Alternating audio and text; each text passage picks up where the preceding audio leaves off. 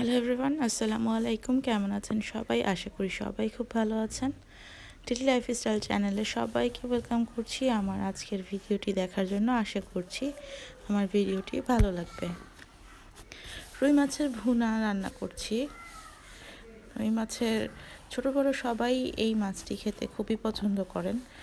কম মশলায় যেভাবে রান্না করেছি আমি সেটাই আপনাদের সাথে শেয়ার করলাম। আশা করছি আপনাদের ভালো লাগবে। আমি মাছগুলোকে কেটে ধুয়ে পরিষ্কার করে নিয়েছি। এরপর হলুদ মরিচ লবণ দিয়ে মাখিয়ে নিয়েছি। এরপর একে একে সবগুলো মাছ ভেজে নিচ্ছি। আমি তেলটা একটু বেশি করে দিয়েছি। মাছ ভেজে যে অবশিষ্ট তেল থেকে যাবে সেই তেল দিয়ে আমি রান্নাটা করে নেব। আর এই মাছ ভাজার তেল দিয়ে রান্না করলে রান্নাটা আরও বেশি মজা হবে। মাঝারি আঁচে আমি মাছগুলোকে এপিট ওপিট করে ভেজে নেব। মাছটা বেশি ভাজবো না, কারণ বেশি ভেজে নিলে মশলার রান্নার সময় ভেতরে ঢুকবে না। মাছটা ভাজা হয়ে গিয়েছে।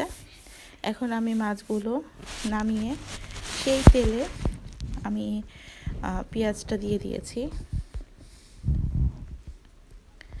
আমি কাটা পেঁয়াজটা দিয়েছি। কাটা পেঁয়াজটা আমি একটু কম দিয়েছি, কারণ আমি বাটা পেঁয়াজ দিয়ে রান্নাটা করব। তারপর দিয়ে দিয়েছি কাঁচামরিচ। পেঁয়াজটা ভাজা হয়ে গিয়েছে।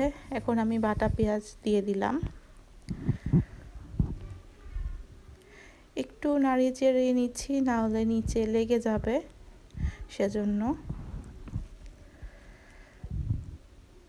আর এই যেটা লেগে গিয়েছে সেটা লাগেনি, সেটা হচ্ছে মাছ ভেজেছি যে সেটাই। আর এখন দিয়ে দিলাম আদা রসুন বাটা। এখন ভালোভাবে কষিয়ে নিব, যাতে করে পেঁয়াজ ও আদা বাটার যে গন্ধটা থাকবে সেটা থাকবে না। কষানো হয়ে গেলে একে একে সব মশলা দিয়ে দিব। কষানোটা প্রায় হয়ে গিয়েছে। এখন আমি দিয়ে দিচ্ছি হলুদ মরিচ ধনিয়া জিরা। তারপর ভালোভাবে কষিয়ে নেব।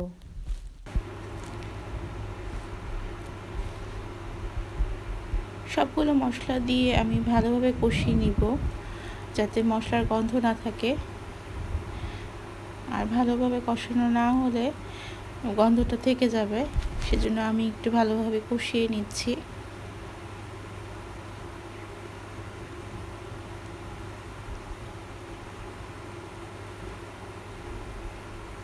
আর একটা ছোট্ট করে রিকোয়েস্ট করে নিচ্ছি, যদি আমার চ্যানেলে নতুন হয়ে থাকেন প্লিজ আমার চ্যানেলটি সাবস্ক্রাইব করে দিবেন।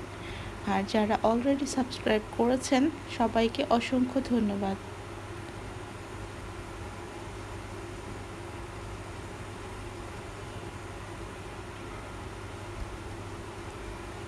আর আমি অল্প করে লবণ দিয়ে দিয়েছি, কারণ আমি মাছ ভাজার সময় লবণটা দিয়েছিলাম, তো আবার অল্প দিয়েছি। আর প্রয়োজন হলে আবার পরে দিব।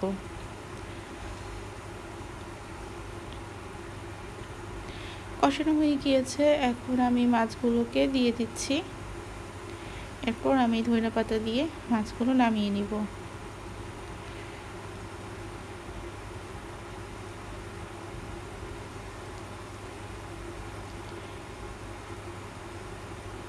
তো আমার আজকের ভিডিও এ পর্যন্তই। সবাই ভালো থাকবেন, সুস্থ থাকবেন। আসসালামু আলাইকুম।